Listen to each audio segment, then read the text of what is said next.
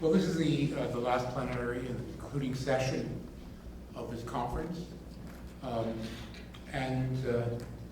We have the pleasure to have as our last speaker Peter Kulchyski of the Native Studies Department. And I want to speak a little bit about Peter to introduce him to you. Now, my introduction begins during the Vietnam War period. At that time, there was a bookstore in Winnipeg called Liberation Books, and it was a co-op, and I did a usual stint at this co-op, volunteering to sell books to people who came in. And it was a slow day, and I was sitting around waiting for the revolution. And this young guy comes in and looks around and so on, and he, in the end, he bought a few books.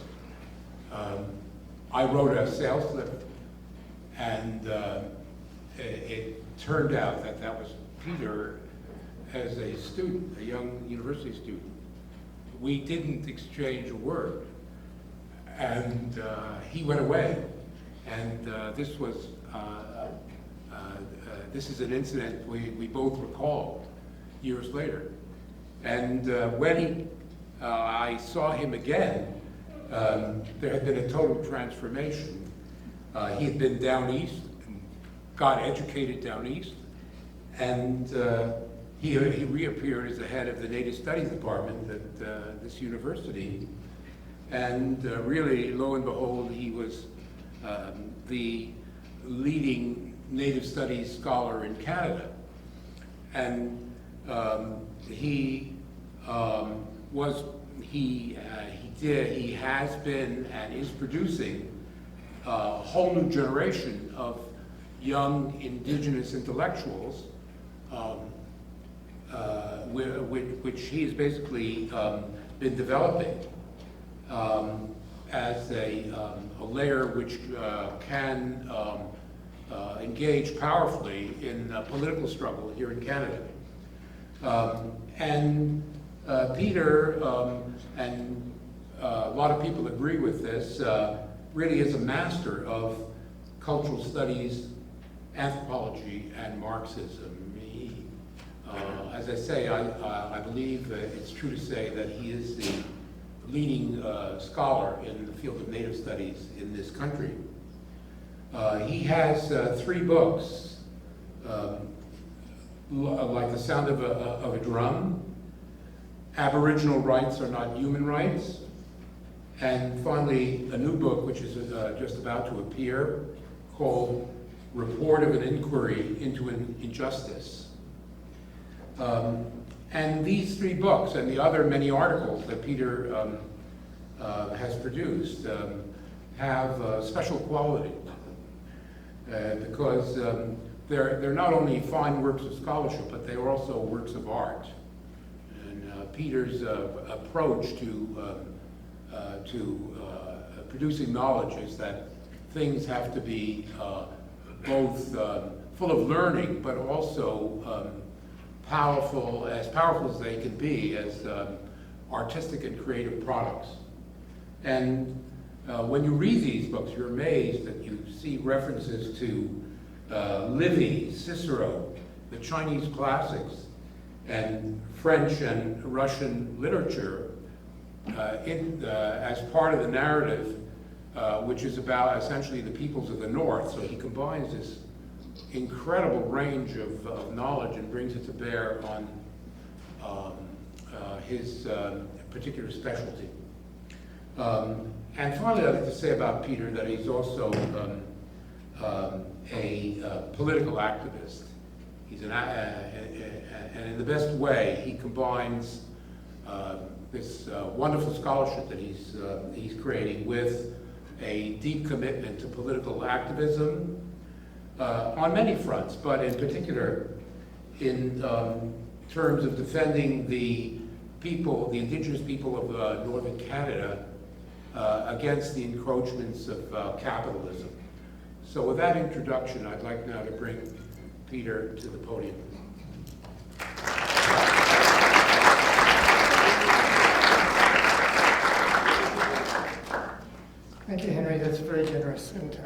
I mean, I have to say, I come from humble people, so I'm really not particularly interested in tooting my horn, nor do I consider myself the leading scholar of Native studies in Canada. We're in the midst of a very vitalistic sort of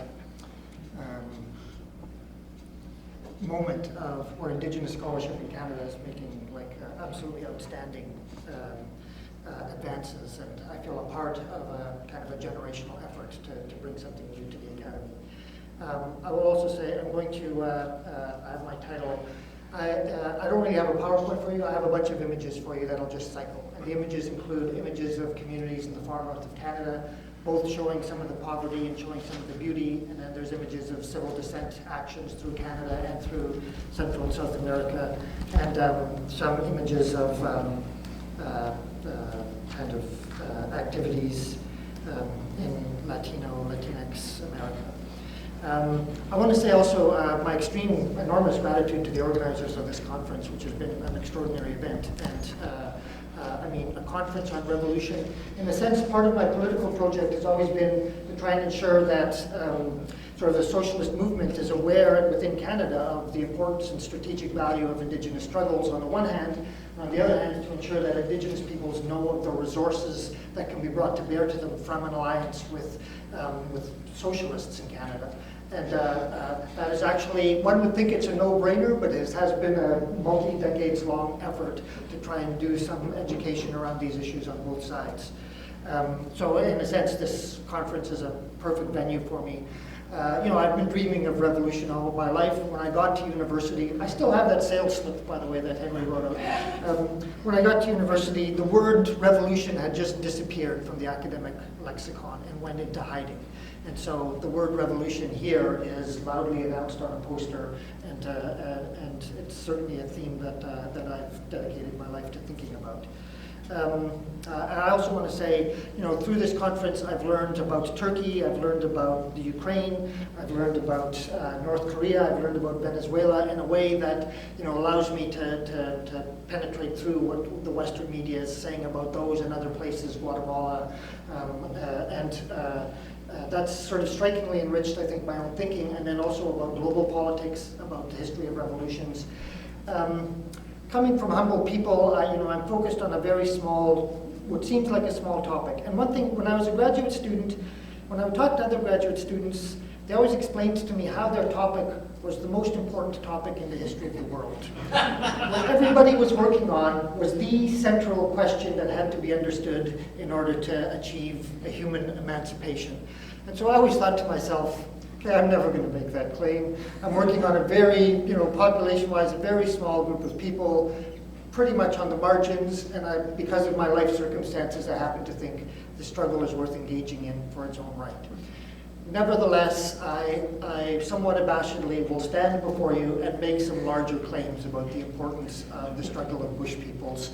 So, you know, please take that in stride. I'm not going to try and say this is the be-all and end-all, but I will say it has maybe a greater significance. I've come to appreciate it has a greater significance for socialist struggle than perhaps I thought myself even when I began the project that I'm engaged in. So all of that is prefatory, I suppose. I want to start with a quote that Walter Benjamin wrote on the back of a restaurant receipt. So Henry and I somehow are on the theme of receipts. On the back of a little restaurant receipt in 1940, a few months before he died by suicide fleeing the Nazis, Walter Benjamin wrote, "Marx says that revolutions are the locomotives of world history. But perhaps it is quite different. Perhaps revolutions are what happened when the humanity traveling in this train snatches at the emergency brake." End quote. I'm reminded then of what David had to say about "Stop the World, I Want to Get Off." We're very much, I think, thinking along the same track here. You know, perhaps a revolution is what happens when humanity traveling in this train snatches at the emergency brake. So I'm not interested in progressive modernism. I'm not interested in stages of history. I'm interested in social justice, social transformation of a profound level. And given the ecological crisis the world is in, which we haven't spent a lot of time addressing here, and Indigenous people's places in the struggle against that crisis, I think that it may be useful for us to think of this metaphor as a way of conceiving revolution. So I have about 14 theses that I'm going to go through, but I'm setting my timer. So when the duck goes off, I run to my conclusion, however far I managed to get. I'm guided by the duck in life. And so I'll talk as much as I can, and I'll stop when I run out of time. And so I think the first sort of thing I wanted to talk about I've already touched on, which is, you know, in the 1970s there was a kind of a search for the emancipatory subject that was taking place in the Western left, at least, as there was a sense of disenchantment with the working class. I disagreed with that disenchantment with the working class, but was interested in looking at other revolutionary subjects like students and the women's movement and various things in my own formative years. I suppose that means maybe I came to a kind of pluralist Marxism, or a Marxism that respects diversity, which is an unusual thing for us to talk about in Marxist movements, which tend on the practical level to be very sectarian. But I do think if we are going to have, if we're going to achieve revolution, we need to think big tent Marxism. We need to think rainbow coalitions. We need to think about alliances with a variety of different groups. We need to respect the positions of those groups, learn from them, take them into what we have to say, and build something stronger together, rather than always be teaching, always be raising consciousness to the level of our consciousness that we own and have and possess as those who understand the objective laws of history. I think we have to come at our project with a little modesty and a willingness to learn from our colleagues in the Global South, as well as the various different social groups that surround us and that are essential for, I believe, a meaningful revolutionary change. So, and I've already addressed that a little bit. That's kind of my first thesis. My second thesis gets me into the heart and is probably really what I have to say to Marxism in general, which is the term indigenous itself, I believe, is not an analytically useful term. Like the term aboriginal, like the term traditional, like the term minority, like the term that Marx used, pre-capitalist social formations, like the term tribal that's used in India. None of those terms for me have any analytical specificity. If we go back to Marx, one of Marx's principal, central, absolutely critical categories is the category mode of production. Mode of production is mostly used to talk about how we conceive of capitalism as a totality, to talk about how we imagine the historical transition to capitalism, and to talk about how we imagine the transition and the changes out of capitalism. I want to think about mode of production and sit mode of production where we have the term colonized people, tribal people, minority people, indigenous people, aboriginal people. So I use the word indigenous, and I'll use it in this talk, but I use it colloquially. When we want to talk analytically specifically, we need the concept mode of production, and we absolutely need to distinguish between the colonization of bush peoples, of the gathering, hunting, and fishing mode of production, and agricultural or tributary peoples, agricultural peoples, including in the Americas, which is really largely my field of analysis. But I believe this is relevant to Africa, I believe this is relevant to Asia, I believe this is relevant to Latino America, Latino America, where there are indigenous peoples who are both farming communities and indigenous peoples who are bush communities or gathering, hunting, fishing communities. And the difference of the nature of the resistance to colonialism, the nature of colonialism itself, as it encounters different modes of production, is profoundly different.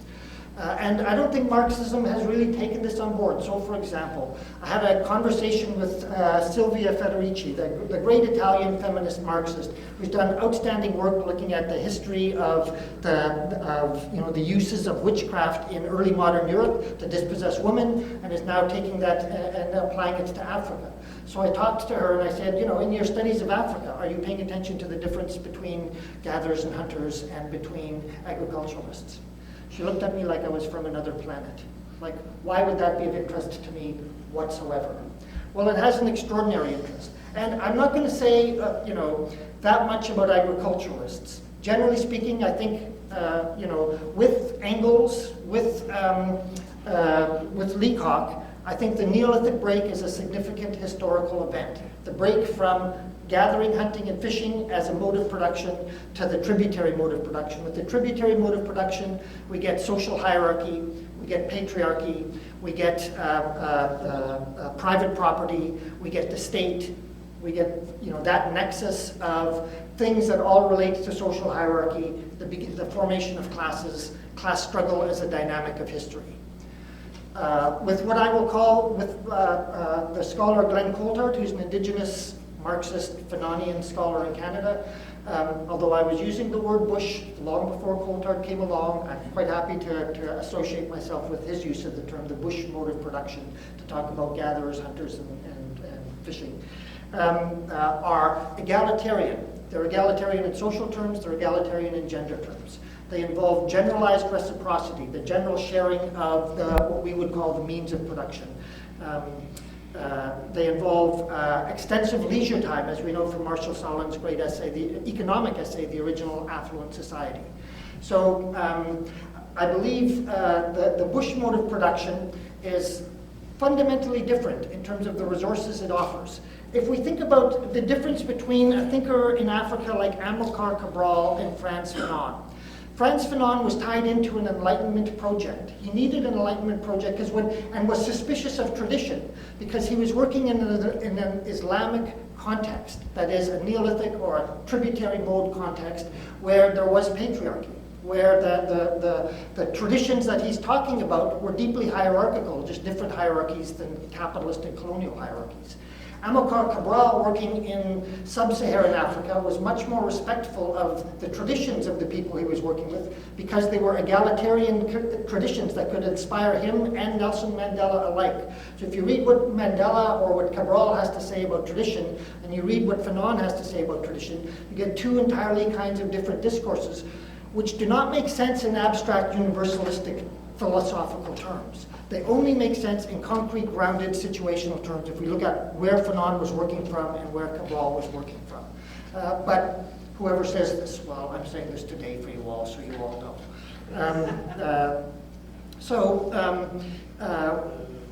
Very simply, I'll emphasize, and this is my second thesis, that the term Indigenous itself, like many of these other terms, is not adequate for a rigorous understanding of the specific politics of various colonized subjects, which fall along a dividing line between agricultural and tributary and the bush mode of production. One thing I'm going to say about the agricultural mode, I'm not entirely dismissive of it. There are issues there, but the Zapatistas tell us that they are resistant colonized subjects as well. It's a different form and it needs to be engaged with in a different way. And I've also been influenced by Eric Wolfe's great book, Peasant Revolutions in the 20th Century.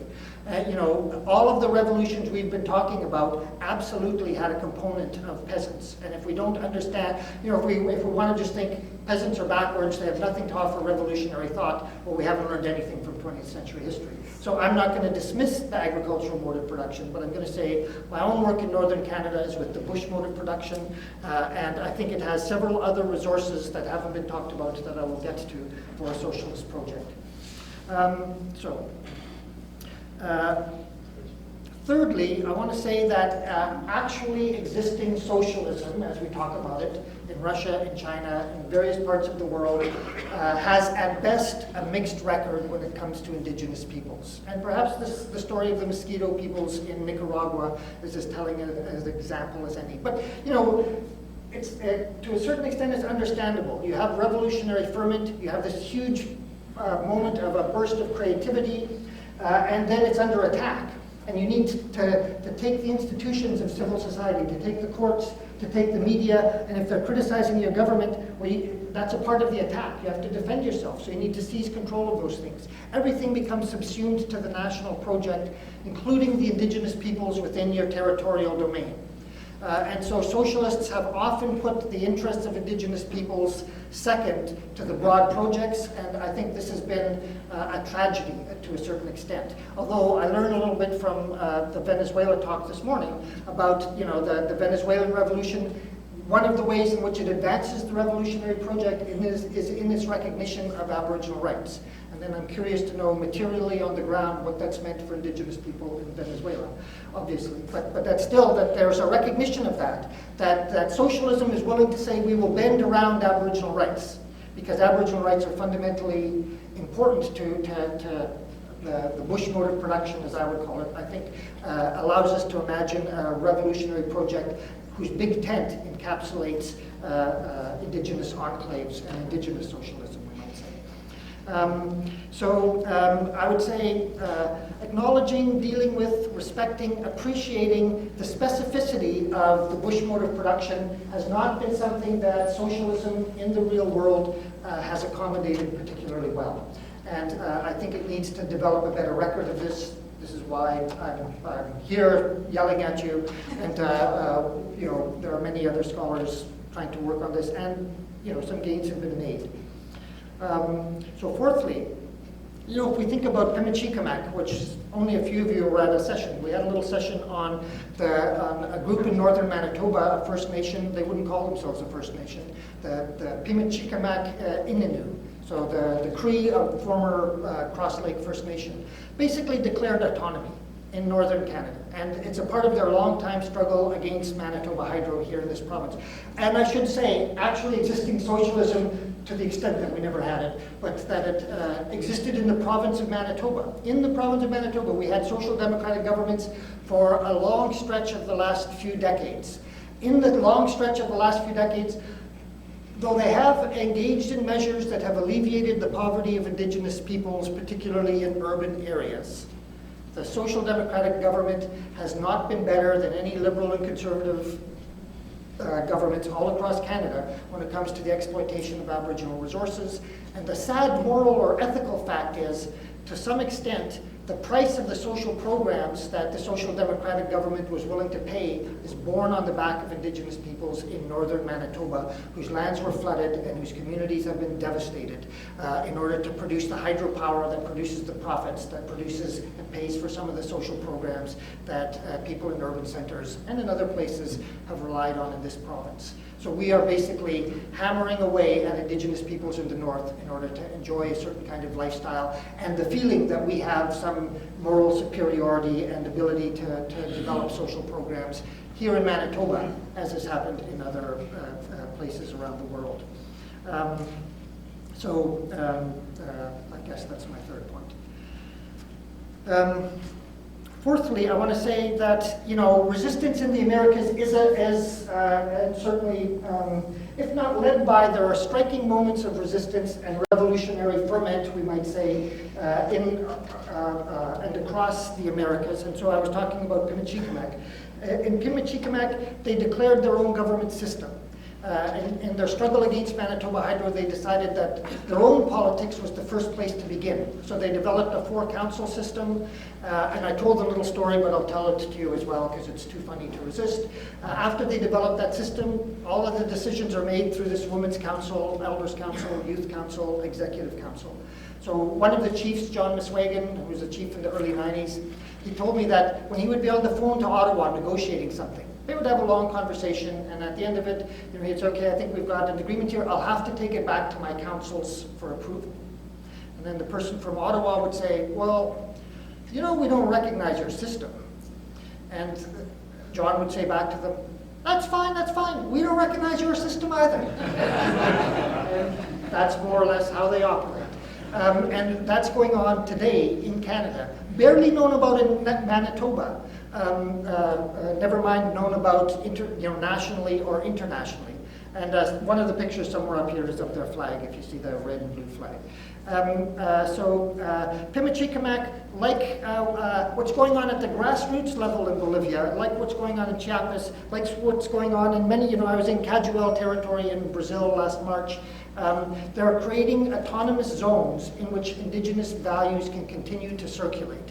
And I think that's absolutely striking, but there's something broader that emerges from this. And one is, I think, as I've been looking at and thinking about the absolutely amazing presentations I've heard here, and sort of the pessimism of the intellect, we might say, and like the rest of us, I could tell you terrible stories of things that have happened in Indigenous communities and with Indigenous leaders, with some of them. But the optimism of the will always wins over for me. It strikes me that in the end, if we're going to get out of this trap that we're in, I think we need to go back to the original revolutionary impulses of Lenin and Trotsky, which was internationalist. I think that the conditions for international revolution were very different in the time they operated. The conditions may be greater now, where the communications media, when I did solidarity work for Chile in the mid-1970s, we could get no direct access to what was going on, and we got news at several months, after the fact. When we're doing solidarity for Francisco Lincolnau, who's in prison as a Mapuche woman, when we're doing that work today, we can talk to someone by Skype and have up-to-the-minute reports. Indigenous people model that to a certain extent. And it's striking, if a worker meets another worker, it's often as a tourist, and they have suspicion of each other. And workers are competing for jobs. I don't care if it's a South Korean worker or a Canadian worker who gets a job. For me, a job is a job.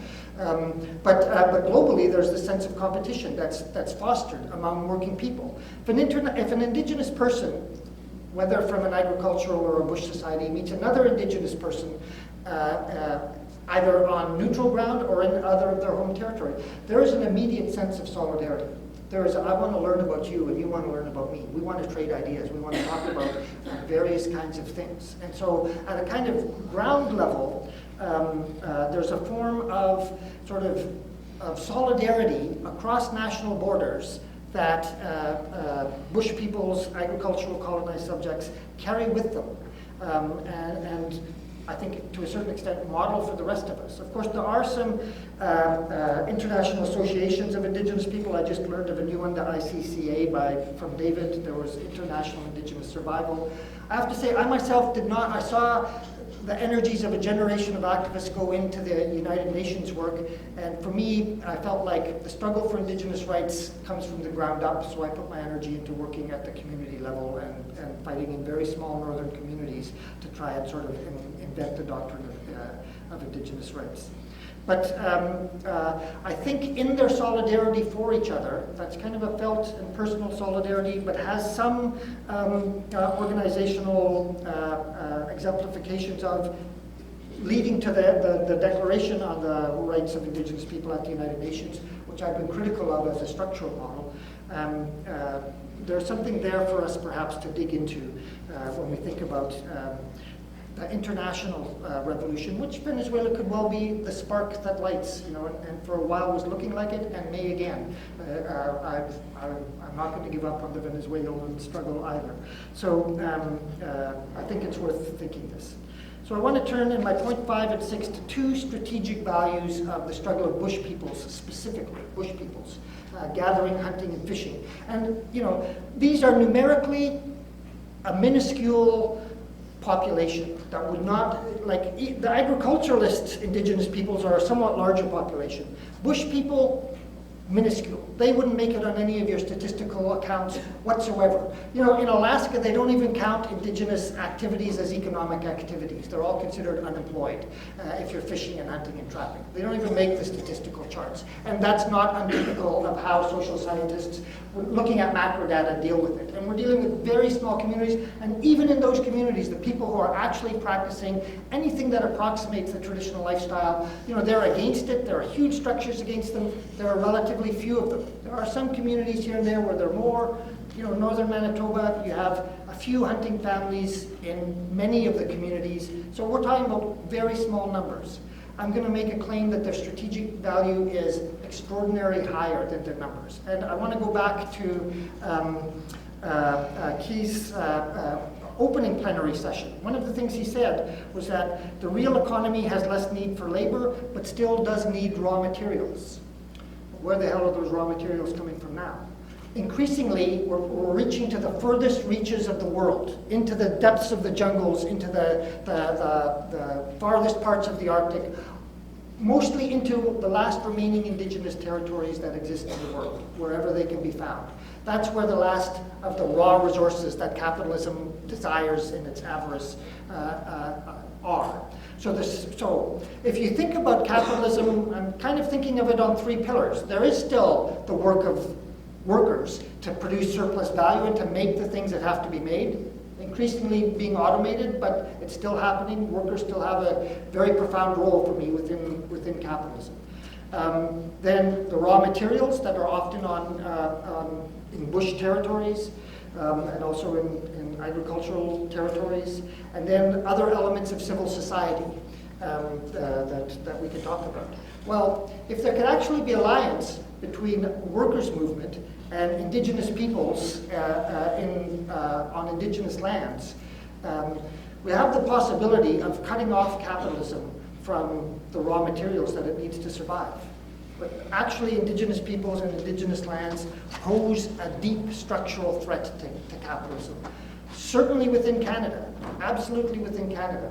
You know, all of the export that Canada is doing is largely based on indigenous lands in the mid and far north of Canada. The future of Canada economically, manufacturing plays a significant role. The Harper regime, you know, played down the manufacturing, went deeply into the resource extraction part of the Canadian economy, which is now the driver of the Canadian economy. This puts the Canadian state in direct conflict with indigenous peoples in Canada. We have the same conflicts in Alaska, we have the same conflicts in Brazil, we have this conflict throughout the Americas, we have this conflict in the heart of the United States. You know, if we're thinking about strategically bringing capitalism to its knees internationally, indigenous lands, indigenous struggles are hitting over their weight in terms of the threat they pose. And I think this has to be sort of taken into account. This is part of the grabbing the emergency brake thing that I referred to. Primitive accumulation, what Marx called primitive accumulation. I didn't need David Harvey to tell me that primitive accumulation was a central factor in the struggle of indigenous peoples.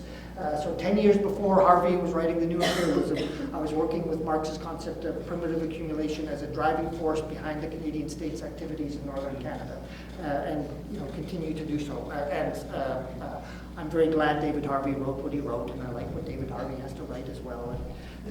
No one's going to read Kulchyski, everyone's going to read Harvey, so that's a good thing. As long as it gets out there, I'm fine with it. And certainly indigenous peoples, because of this, ultimately in any one of these struggles, they're asking the question about, can we have endless growth? Can we have endless growth in a finite world? Is that a possibility? Do we need to think about a different way? And that's the sorts of questions that socialists want to talk about. The second strategic value is particular to bush peoples, and that is that the values in bush people are the values we treasure as socialists. They are egalitarian in absolutely profound ways, both in terms of gender dynamics and in terms of broader social dynamics.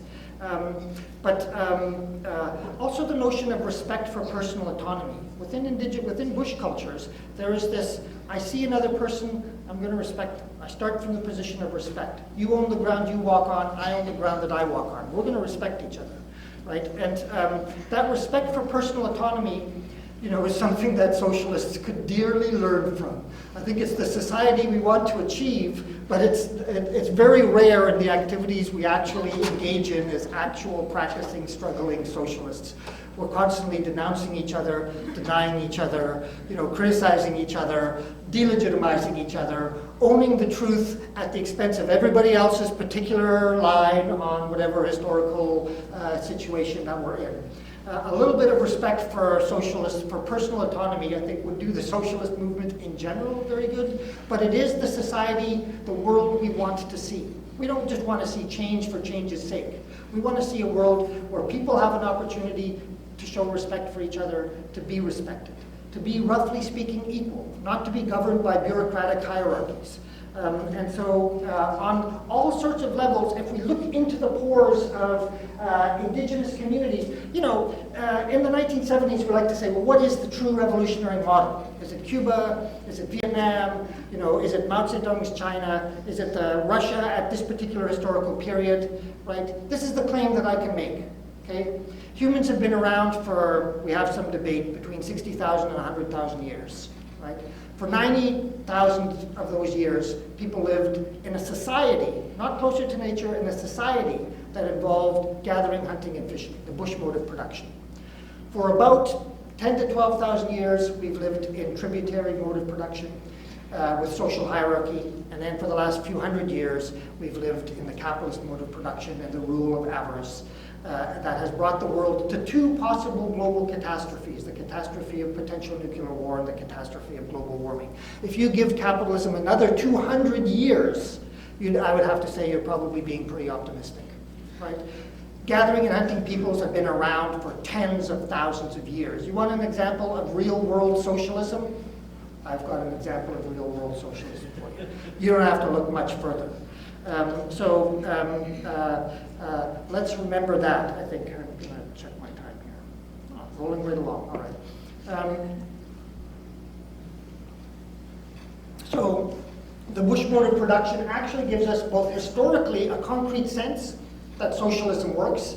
You know, both the tributary mode and the capitalist mode, we can argue, are historical anomalies, actually.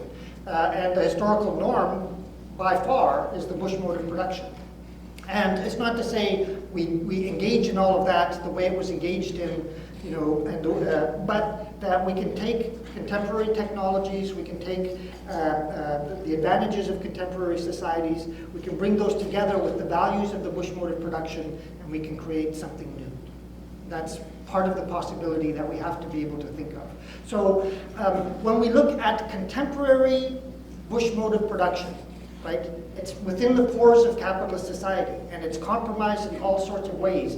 But still, among the elders that I work with, and I've worked with lots of elders, I've worked with lots of traditional people, I've seen young people who will be elders. I've seen young people who 60 years from now will have the same values of the elders that I've worked with. So it's not all disappearing. It's still there. It's still there working against a huge monolithic totalitarian system. To the Bush mode of production, wherever it is in the world, the nicest liberal democratic government is, narrowly speaking, totalitarian. It's not an accident that in Canada we developed a residential school system to take Aboriginal people and try to turn them into lower class workers. Right? It's absolutely a function of the nature of the political system in the Canadian state in Canada that would happen. And versions of that happen around the world. I happen to like attacking my own national context rather than insulting other national contexts. But I don't find very many places, if any, that gets a free pass on this. Those were my two strategic points. That the Bush mode of production is sitting on the land that ultimately capitalism is going to need for resource extraction purposes, the raw materials that it continues and will always need to function. And so that struggle is strategically important. But the Bush mode of production also gives us kind of an inspirational set of resources as socialists to think about how our values can still exist in practice. Maybe I'll pause there and say, you know, I wrote an article that's online called 6 Gestures, and I talk about how in the small community of Inuit community of Pangnirtung and Baffin Island, there are everyday life gestures that invoke social solidarity or social trust. For example, in Pangnirtung, nobody knocks on the doors. You walk in and call out to see if anybody's home. The threshold, that's such a vital element of Western possessive individualist law, is not something that Inuit are concerned with at all. Right? They dismiss the threshold. They don't care about the threshold. They don't want people standing outside freezing to death while you wait to come and answer the door. They also say you couldn't knock on a tent or an igloo anyway, so why would you? They don't have a habit of knocking on doors. But more profoundly, they're not interested in this is mine and this is yours and this is the boundary between them and this is where the law must stop and this is where you must stop. So I had a Belgian artist travel to Pangnirtung, and I told him, before you leave, I want you to go to someone's house you don't know and walk in the door and call out and see if they're there and visit them. And he wrote me this 5-page long single-spaced email when he got back to Belgium about how fantastically difficult this had been for him. But he forced himself and forced himself and forced himself. And he realized something about himself and so-called civilization, and he went through a door. And it freed up his imagination in a little way. I think that's what the Bush mode of production and its actually existing modalities can do for us all. Change our way of thinking about what the possibilities of social solidarity can actually look like in real life, not as a dream. Let me turn, I want to say just a few words about eco-socialism. I'm not an eco-socialist, although I have obviously affinities with eco-socialism, and we need to think about ecological issues in a deeper way, I think, than we've been able to engage in at this conference. I realize we're looking at a different set of things. But I will say, I want to emphasize that the bush mode of production, for me, is not about nature. And the bush as a construct itself is constructed by bush people. It's not that the bush constructs bush people, it's that bush people construct the bush. They see the land around themselves, they make small adaptations to that land, they work on that land. And I use this term bush because it's a colloquial term, right? So in the north, people have bush radios. They go out on bush planes. They have bush gear. They pick bush medicine. They eat bush food. The bush is the word that is used in English by Aboriginal communities all across the mid-north to talk about what they're doing when they're getting out of town because life in the town is so miserable. And there we have it. Actually, we have a picture of Shamattawa, one of the most hardest hit communities in northern Manitoba in terms of substance abuse and suicide and what I call the morbid line of statistics that Aboriginal people are faced with. I'm painting you a pretty picture about bush communities, but the daily life is not so pretty. Daily life is not so pretty. Nothing in this society supports them in doing the kind of activities that give them the kind of wealth that's not wealth in terms of money, but it's wealth in terms of time, in terms of community, in terms of land. And in terms of land, they require what we call wildlife. They require the caribou. They require the moose. They have an ethical responsibility to all of the creatures and pay attention to that. So when I was fighting against the Kias Dam, the process was Manitoba Hydro had identified VECs, valued ecological components, like endangered species of sturgeon, endangered species of caribou. The elder that I worked with, Noah Masson, said, I care about the caribou and the fish, yes. But what about the rabbits? And what about the squirrels? And what about these birds? They're all going to be killed too. And hydros, there are other rabbits and squirrels and birds, so we don't care about them. We don't care about these rabbits and these squirrels and these birds. They're like the citizens of Aleppo. They don't exist. We don't care. They are roadkill. They don't matter. We have no ethical responsibility, no ethical concern for them. Right? And so it takes an elder from the Northern Cree community to remind me, maybe we should care about these particular rabbits. Yeah, there's a lot of rabbits, but he has a responsibility on his trap line for these rabbits, and that's a right responsibility. That's an ethical relationship. Maybe we can learn something about ethics. We confuse scientific knowledge with ethical knowledge. Scientific knowledge, ladies and gentlemen, is not necessarily ethical. It's useful. I'm influenced by the Enlightenment. Science has brought us a lot of things. It hasn't made us better as people. Zero. In fact, it may have made us worse as people. Mode of production then, I had a little conversation at dinner, so I'm going to bring that in. Someone asked me about how I think about Indigenous people's religious beliefs, and I said, well, I don't use the term religion. So if we take the line of mode of production, I believe that the bush mode of production, people have a spirituality. That's a personal thing. And it usually follows different patterns according to different peoples, and it's passed on from older people to younger people, and the younger people take it, learn it very carefully, think about it, and adapt it and practice it.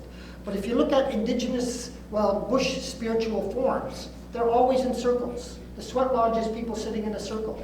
Right? The drum dance is people dancing in a circle. They do not sit in a context of social hierarchy. Religion is the institutionalization and bureaucratization of spirituality, allowing it to sit within a hierarchical context. So we will have a priest, we will have bishops, we will have popes. We will have lay preachers. We will have a bunch of people sitting and the operation of a spectacle as one person preaches or talks. Right? And so when we move from the bush mode of production, we're moving from spirituality as a form of people asking the questions of the mysteries of life. And, bear with me, I am a godless, communist, Marxist, atheist, existentialist, as unbelieving as anybody you'll ever find. But I've been to a lot of ceremonies, I've been to a lot of sacred places, I've been to a lot of powerful spiritual events, and I respect people's spiritual rights. One of the most disastrous things Manitoba Hydro did was the desecration, destruction, and desacralization of powerful sacred sites along the Nelson River in northern Manitoba. Right? And that's one part of the story that we don't forget, that Indigenous people or the bush peoples of northern Manitoba don't forget. So that's a little additional point on religion and spirituality. I want to say, I think, political economists give identity politics a hard time, and to a certain extent rightly so. But I also want to say, if we don't learn from the discussions around identity politics, I think we miss something profound and important. And that, feminism has almost, not entirely, but almost been a ghost at this conference, and I think that's a bit unfortunate. There is a lot to learn from socialist feminism, but feminists, digging into the questions of subjectivity, to the discussions from Black Lives Matter as an organizational fact, to questions of colonized and racialized bodies and subjects, to the remarkable work that's being done in queer theory that I think deserves our attention as socialists. So, to this picture, I'm adding, I suppose, the thought that Indigenous people, all of these people belong into the tent, even though they may not necessarily be workers, even though they may not necessarily be at the resource extraction extreme. That's what I'm calling the civil society third pillar. They have demands that will not be met within the context of capitalism. Capitalism will not allow respect for personal autonomy on a generalized scale. So any of those subject positions are ultimately going to be debased and not fulfilled within the capitalist context. So Derrida, a name that doesn't get used here, but I will use Derrida. Derrida says, each new advance in politicization demands a reformulation of foundational principles. This is Derrida's notion of the logic of the supplement, the and that overturns that which it's attached to. Right? And so if we take seriously the notion of bush peoples, the claims to justice of bush peoples, we have to go back to our foundational principles. And mode of production, in fact, within Marxism is a foundational principle. So this is another way of saying we don't just learn a little bit and then scream our message in louder voices.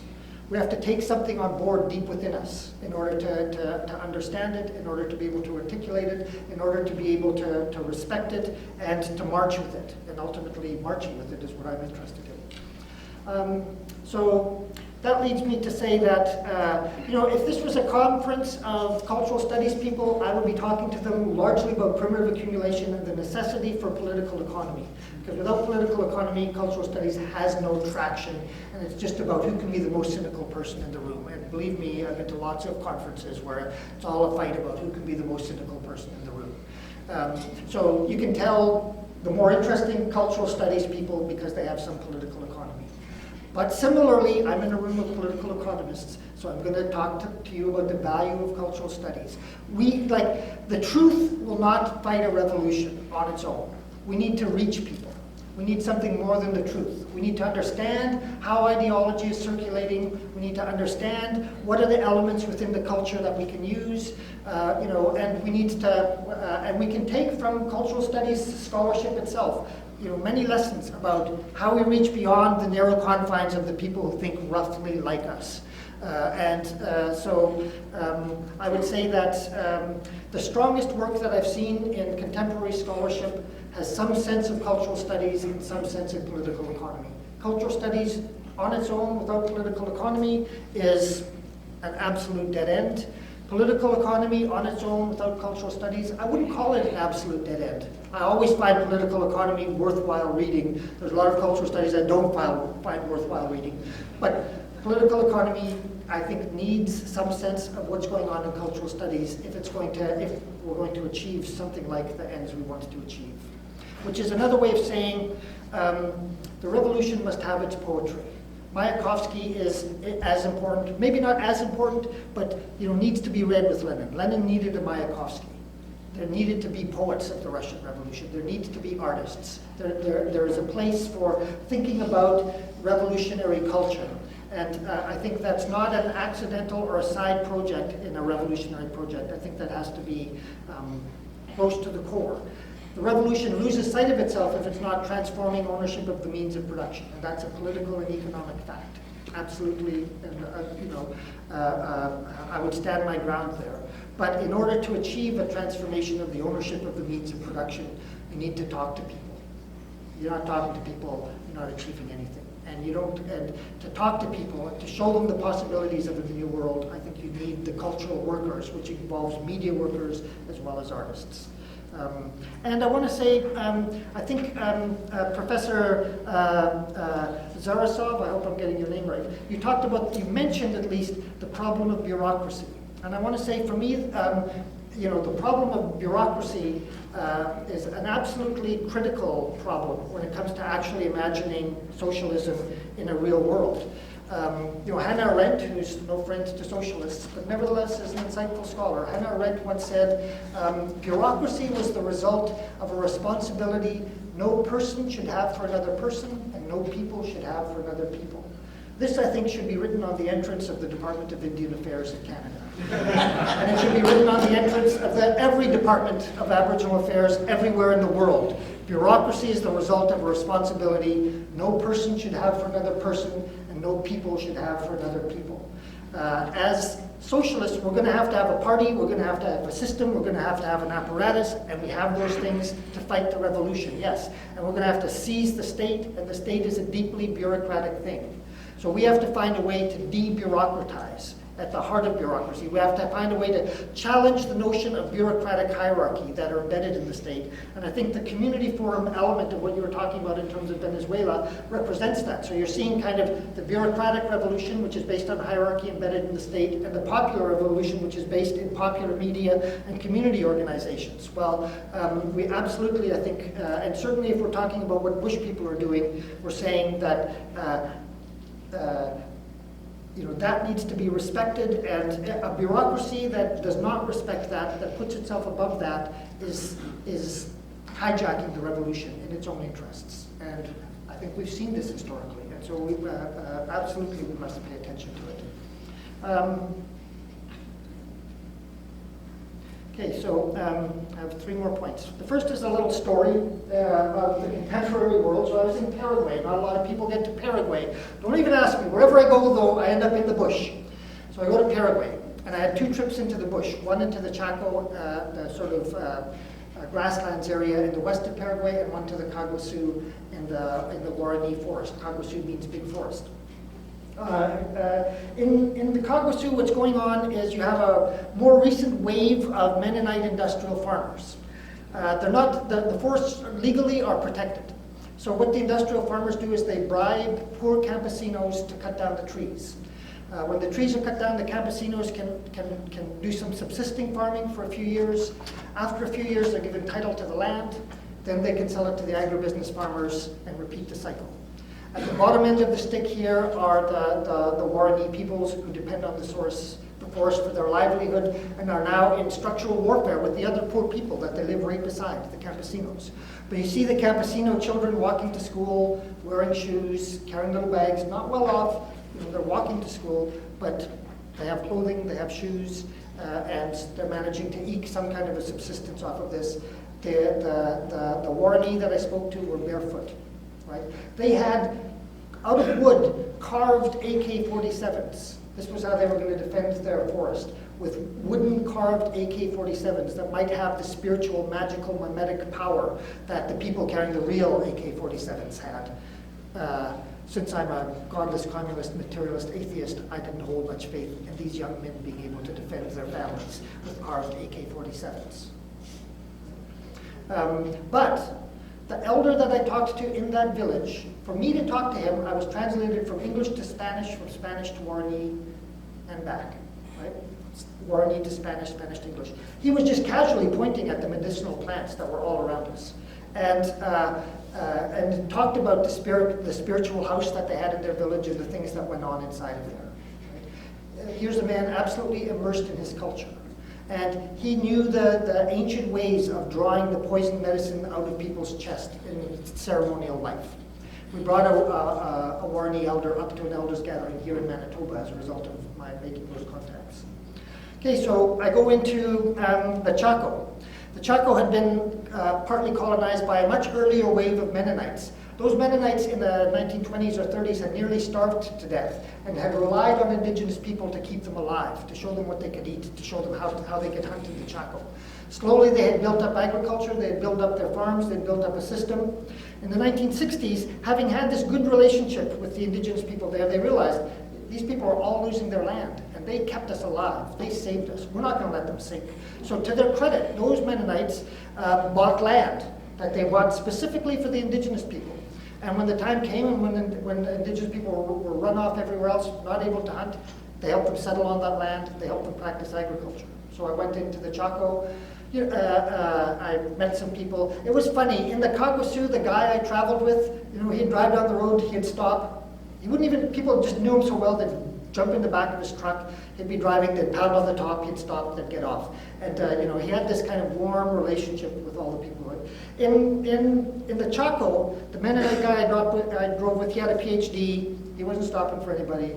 We go to, and he's showing me around, and actually the coin dropped for me that there might be a problem there when he showed me the residential schools that they operate to give the children an education. But we went and we talked to an elder. The elder spoke Spanish. He was engaged in agriculture. He wasn't speaking his own language at all. He was wearing shoes. Right? And so that kind of brought home to me the fact, in Paraguay, right, you can have your culture and you can be barefoot. You can have shoes and you give up your culture. That's not so different from what happens in Canada or anywhere globally.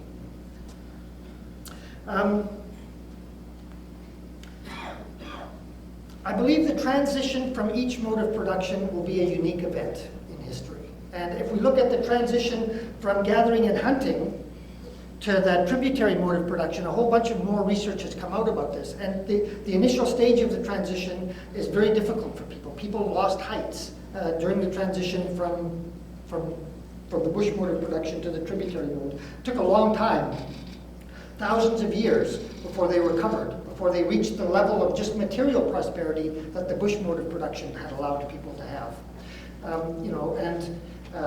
I won't deign to say much about the transition from the tributary modes to capitalism in the presence of my great scholarly colleague and friend Henry Heller, who's written a book on the subject, and I learned more about Henry from this.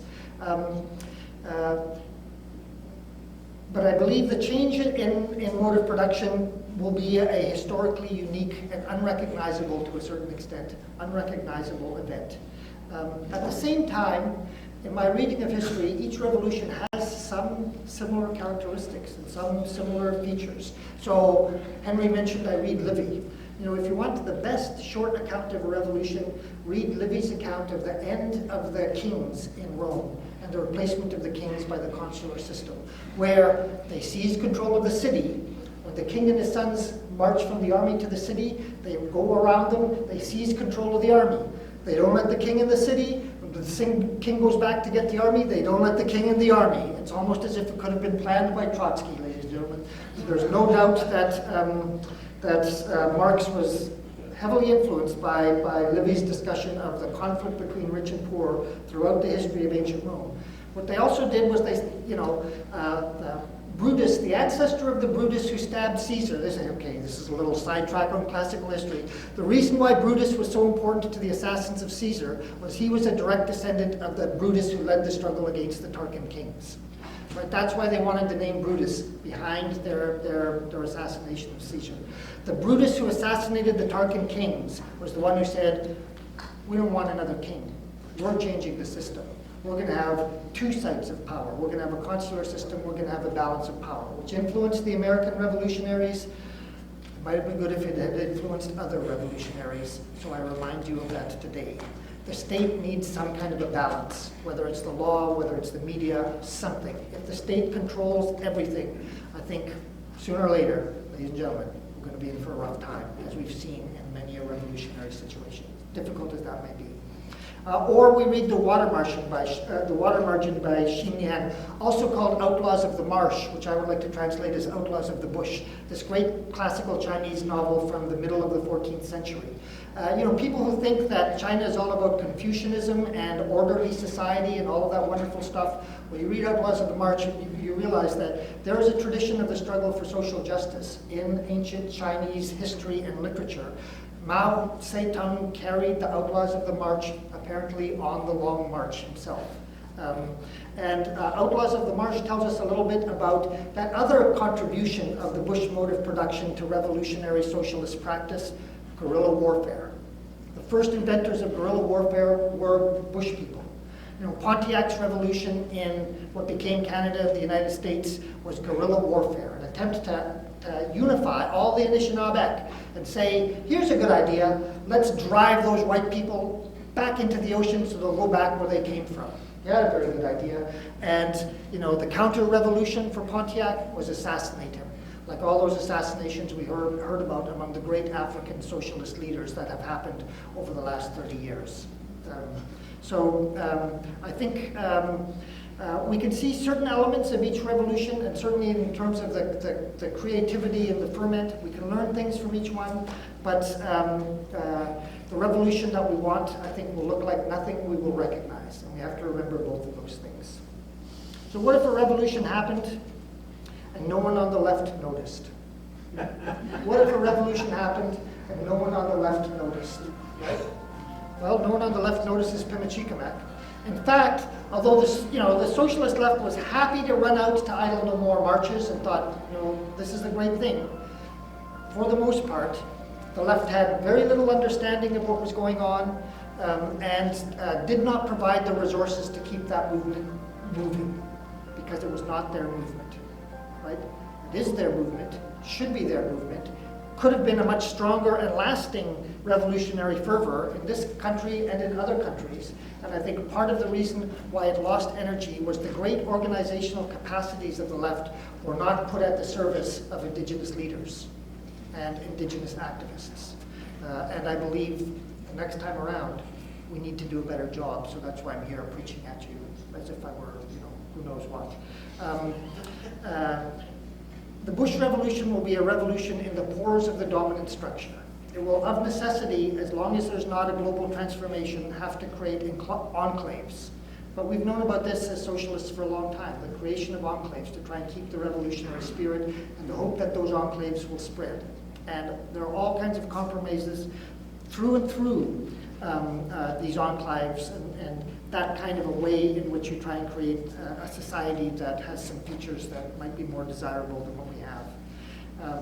But in effect, I would say what Indigenous peoples pose for us is the possibility of a revolution within the revolution, of a way of changing our revolution, of a way of imagining a more capacious social movement that is not a social movement where some of us have the truth and the rest only need to learn it, but rather we learn from each other.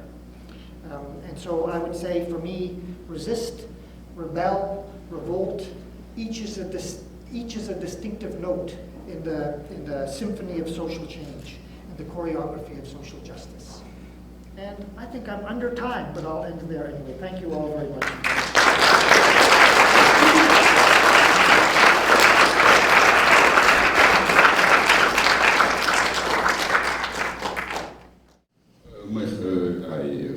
Make a comment? Yeah. Thank you, Peter. I think it was a tremendous presentation, and you emphasized a very original and unusual, striking points. And one of them that the connection between political economy and culture.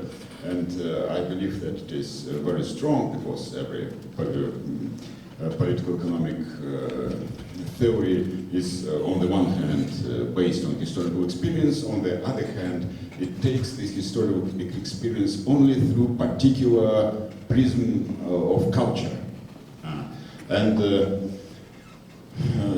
what you said about Bush mode of production assumes certain culture which is probably in denial of separation between subject and object, which was very fundamental for Western culture, which led to liberalism and liberal political economy, where subject is seen as absolutely divided and separate from object, and the surrounding world is represented as a number of objects which I should conquer and use for my own benefit. And that is how we arrive to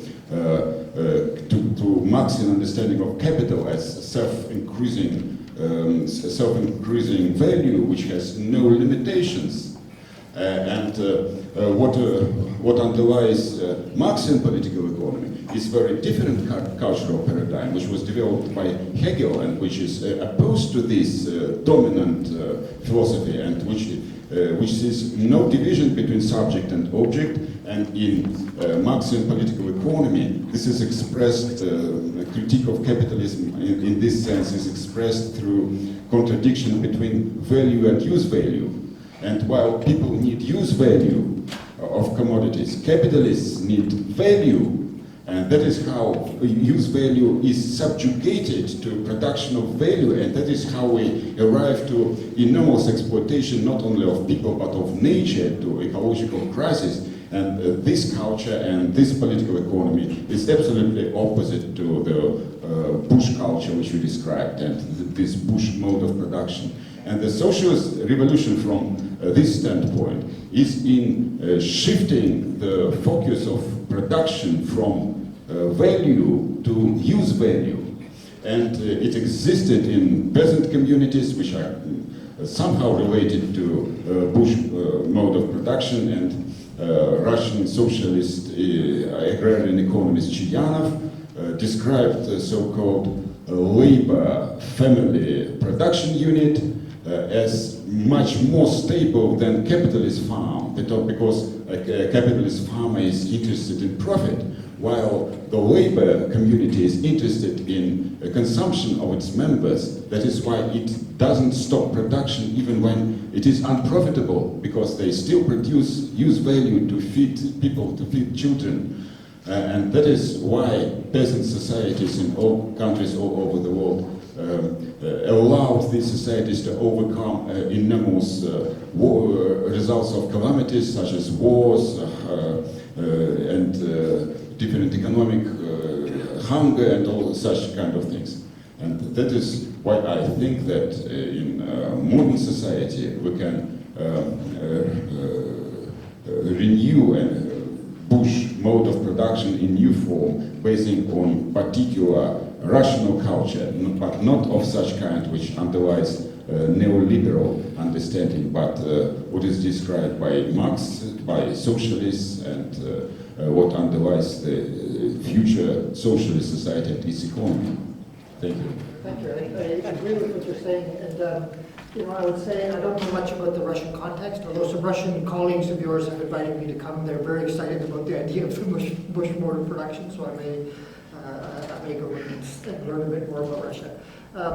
Certainly in terms of the subject-object and all the debates, I agree with what you're saying. That's exactly some of the philosophical questions, and my reading of Marx and Hegel and through that chain of concepts. Within Indigenous studies, the Indigenous scholars, some of the better ones are working at relationality as the central principle of Indigenous thought, at least, that we find in the narratives and the stories and in the practices. And so it's not quite the same as a Hegelian dialectical Marxist way of thinking about things, but I think it does exactly do what you're saying in the sense of moves us out of the binary of subject and object and allows for the thinking of a different, a whole different way of thinking that we can appreciate. So I appreciate that. Yeah. Well, after such intellectual fireworks, one hesitates to pose a question or to begin to nibble at the end. But I'll still do that because I'm extremely grateful for how you pictured that when capital is reaching for the ends and the limits of the earth and invades the living spaces of the last pristine people, so to speak, it also reaches into the pristine areas that still remain, and even areas that are not pristine at all, but are simply areas with which we could do more proper things. So that for one, I think it's really fitting that this conference ends with these pictures of land, and that you indicate that we live off the land, and that every way that the land looks is how we wanted it to look. And that raises very profound questions. Now, I'm also struck by the fact that you keep using indigenous, and you say, well, I only use it in a colloquial way. But if we use a term in a colloquial way and we use it endlessly, it means that there's something very fundamental about that colloquial term. And indigenous means that you're from a particular place, and that Marx says in the Grundrisse, for people to be there alive, they have to occupy a space.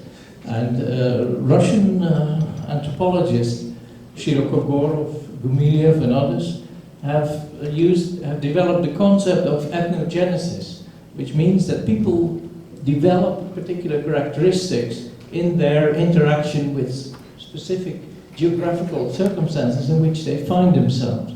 And when they then deal with other groups who come from other circumstances, we get something which I think the concept of mode of production cannot capture, unless we stretch it beyond possible limits. And well, in all modesty, I was inspired by these Russian anthropologists, but also by Levi-Strauss, and by Marx's loose remarks in the Grundrisse, to come up with this idea of modes of foreign relations, that you deal with, because you didn't only speak of indigenous, but you also spoke of resistance to colonization. Now, colonization is not something that's inherent to a particular mode of production. Colonization is imposing your claim to space over the claim to space of people who were already there, and they were the indigenous ones, which is of course always a relative concept, because the people, before the people became indigenous, maybe the reindeer were indigenous, and so on and so forth. So I would, with all the respect and the admiration that I have for what you presented, I would recommend that you consider this idea of the occupation of space, the contestation of different occupations of space, as an element in your thinking. And I wouldn't take culture as the entry point there, but anthropology, because some of the greatest anthropologists have really brought us insights that can be filtered in to Eric Wolfe just stopped before that threshold, but you can easily step over it. But again, fantastic. Thank you. Well, thank you. That's a very interesting thought from you. One thing I will say, yes, I use the word indigenous, but I believe it is absolutely, like, if we're looking at the nature of colonization, the pace of colonization, the nature of resistance to it, we're tying a hand behind our back if we don't think about the difference between whether the colonized subjects are agricultural or whether they're from the bush. But also, indigenous is a term easily capturable by the far political right. And the coin dropped for me when I heard a British neo-fascist politician speaking about the rights of the indigenous Anglo-Saxon people of England. Right? And so when I hear that, I go, yeah, they're indigenous. And this use of the word is used deliberately to attack the immigrant communities that have come. And so it's a very dangerous kind of use. And so that's a part of my political beginning to turn away from the term. It has, as I use the term Aboriginal, in Canada, Aboriginal has a legal status, because that's the word we use in the Constitution. Indigenous also has a legal status because that's the word that's used in the United Nations Declaration. But I'm pointing to the necessity of thinking about the difference. And, for me, mode of production is a central category within Marxism. And one of Marx's greatest insights, an ability to think at a high level of abstraction. Frederick Jameson says in his essay on interpretation, there's three horizons of thought. The first horizon of thought in thinking about history is chronology and the chain of events. The second horizon of thought is to think about class struggle and to think about how those events are conditioned by the struggle between classes. The third and highest horizon of thought is to think about mode of production and the transition between modes of production, this glacial level at which we can view human history and take a distance from it. And I also believe that's a more useful and a more materialist concept than the Anthropocene, the ecological attempt to develop a kind of glacial perspective on human history, because it allows us to see the phases of human history and the different types of social organization that are actually existing in the world. Now, I have to say, I've been very impressed by your talk, so now I'm going to read about the, the foreign modes of exchange. So I will look at that for sure and take that on board, and we may be able to communicate more. But at least for the moment, as far as I can see, there's a level of insight that hasn't emerged from the way in which people look at motive production in terms of the colonized subject. I'm talking about colonized subjects, so I'm acutely aware of the fact that conflicts over space are absolutely critical in the struggles that I'm looking at. No question about that. I'll see it in my heroic state.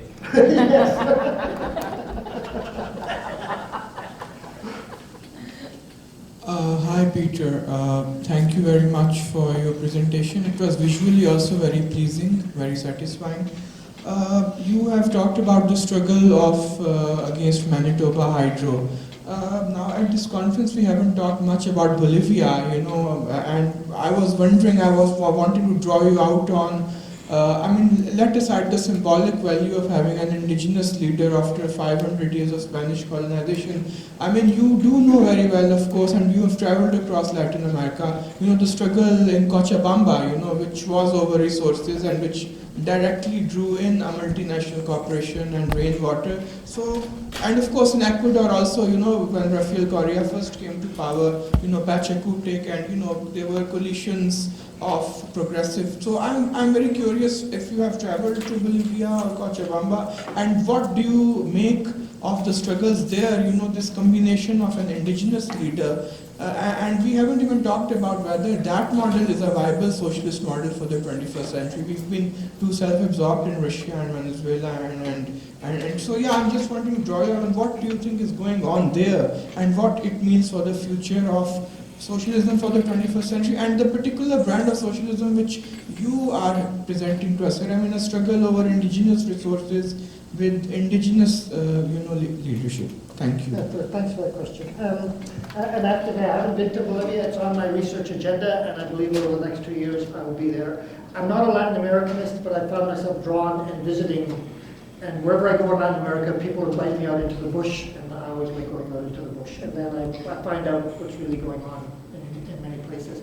But I do, I met with young Venezuelan guys in 2005 who were talking about using ancient styles of stick fighting to try and help their barrios to fight off the right-wing, forces that were attacking them. So I get kind of street-level discussions with people in my travels in the Americas. And from Bolivia, it's there's a woman who's feminismo communismo, sort of a feminist communist movement.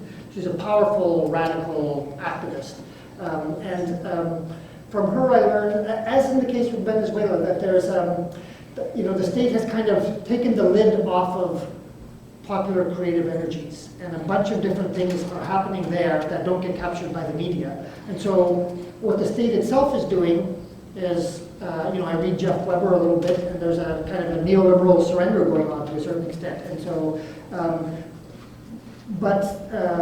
I think we shouldn't underestimate the fact that, and even to some extent Lula did this in Brazil, that what he allowed, what went under his umbrella of left cultural activists was extraordinary, and has shaped, played a role in kind of shaping the political consciousness of a generation. I think some of that is happening in Bolivia. In Bolivia, there are both agricultural people and bush people, and I think the temporalities there and things are different. But I know that there are very interesting things going on that I hope to know more, because you're right, for me Bolivia is I can't simply trust what I've read. I think I need to go there and look for myself. So that's probably as much as I can read. There may be people here who know more than I do, or probably not. Hi, Peter. So I'm just, first of all, thank you for your presentation. One of the things that triggered me over the course of the conference, and there were a lot of very interesting presentations, but I thought that there was, you mentioned feminism being a bit of a ghost, and I found that addressing the ecological crisis, I didn't really hear much about the various socialist projects that have been in evidence that really adequately addressed that question. And I thank you for your example about Manitoba Hydro. There's so many examples of where food, water, Shoal Lake, medicine, so much that has depended on disproportionate impacts on the indigenous peoples. And I think that one thing that that makes indigenous peoples and the Bush revolution that you mentioned is this the relationships with the land and each other as informing our a real revolutionary project. So I wonder if maybe you could just, I mean, I could go longer, but I want to give other people a chance, but if you could maybe do more to address the ecological question. About, Venezuela, like it exists off of oil revenue that's, ecologically very destructive and not something over the long term that we necessarily want to happen. If we get a chance to buy Venezuelan oil, we want to support the revolution there and to help their balance of exchange and all like that. And at a global economic level, socialists have to, until we have a global revolution, you're stuck playing the same game. And so socialist countries have been as invested in selling off their natural resources and in ecologically devastating activities as capitalist countries. That tells us we haven't gone far enough with the socialist revolution. That also tells me, the time has come for us. This is why I think it becomes necessary to go back to the original vision, to think about global socialist revolution.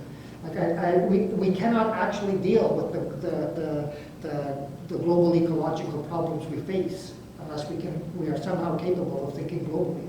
So, and that's, romantic idealism. We don't have the infrastructure, the organizational capacity, but we have the technology to begin to build that capacity, and we need to look at the nascent attempts to do that, pay attention to them, and not dismiss them as socialists, but embrace them, bring them into the field, think about that, how that transforms our thinking of struggle. All of this I wasn't prepared to say today, except that your talk caused me to think it's a pessimistic situation. And when Jean-Paul Sartre says, genius is being able to think your way out of a trap when there's no way out. And I don't believe in individual genius. I think that's a bourgeois conception. But I believe in the genius of peoples.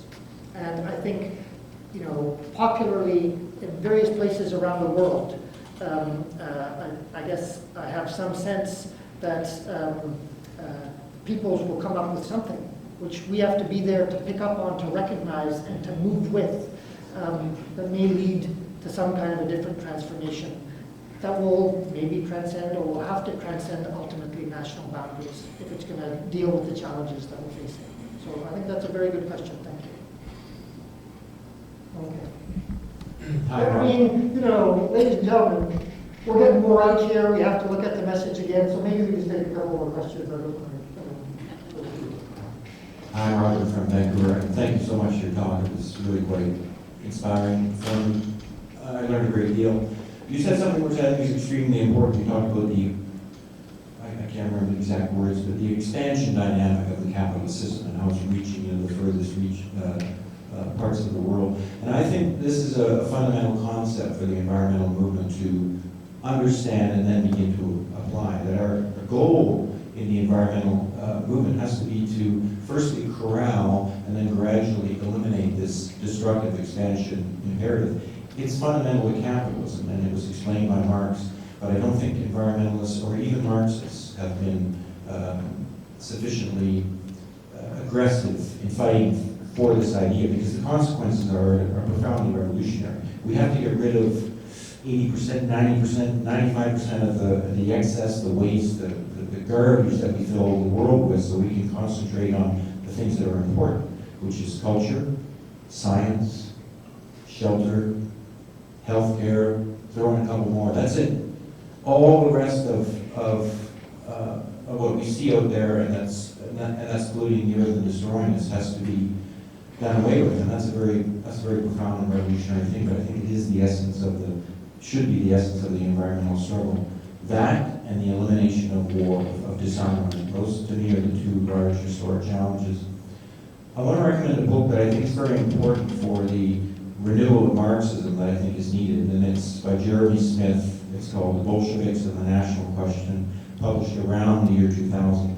But he describes roughly the first 10 years of the Russian Revolution when they applied the policy of national self-determination. And that policy went everywhere from the semi-industrialized Ukraine all the way to the semi-nomadic, or perhaps I should use the term bush peoples of Asia. And so it's a remarkable story that he tells, because it's a remarkable history itself, and it's been largely, I think, forgotten, because we know that history didn't go on the up and up on the happy end, but those 10 years, I think, are profoundly important for us, because this the whole issue of national self-determination of peoples at whatever stage of social and economic development or of production, as you say, is, I think, also something fundamental for our way forward. The only thing I'll add to that is I think the environmental movement itself is a co-optable movement. We've seen greenwashing, and we see well, even the way in which they involve social hierarchy. So we need a socialist environmentalism, I think, that understands that it's humanity's relationship with the rest of the world. Environmentalism sometimes depends upon a notion of a pristine wilderness, and bushlands are hunting territories. So I wear a sealskin vest as a political gesture. Sealskin is banned in Europe today. Inuit people need, if they can sell sealskin, so it's some market relationship, but if they can sell sealskin, they can get the gasoline they need for bullets and for gas, money for bullets and gasoline. Then they can go out, they hunt their daily bread, they sell the fur, they get more gas money, they go out, they hunt their daily bread, they sell the fur. They drink water that comes off of the glacier instead of water that comes from a bottle with a picture of a glacier on it.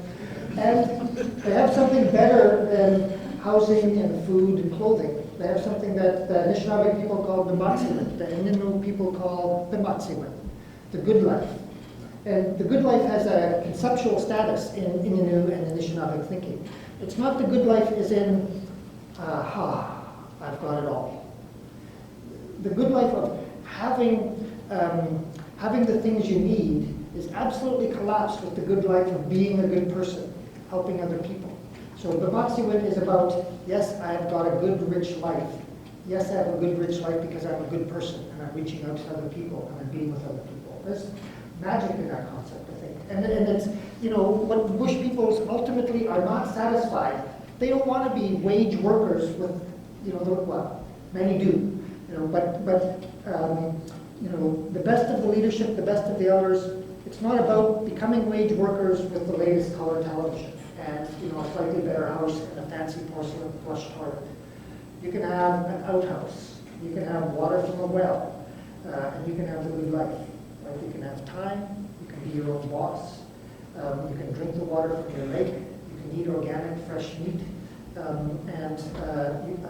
You can have respect of your community. You can contribute to your community.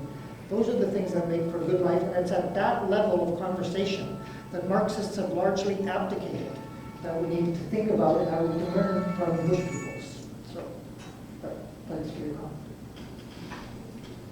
Peter, thank you so much for your talk. I think it's a wonderful way to end the conference. It was really spectacular. And don't get me started on the Wayu and Yukpa protests in Venezuela against the major mining concessions to the Chinese firm Sinohydro.